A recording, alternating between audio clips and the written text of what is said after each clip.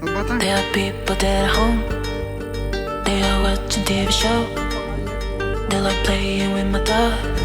They like to do. There are people that are home. They are watching TV show. They like playing with my dog. They like to do.